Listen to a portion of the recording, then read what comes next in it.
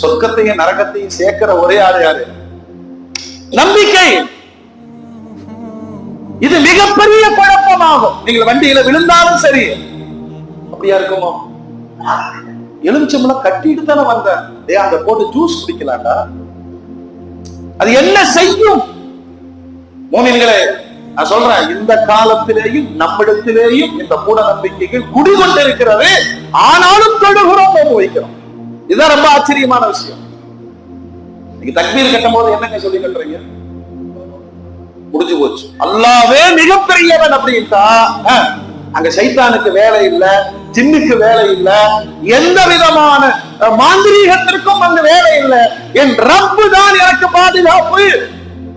பெருமானார் சொல்றாங்களே, லவ் அன்னகும் தத்தவக்கலூன அலல்லாஹி ஹக்க தவக்குலி.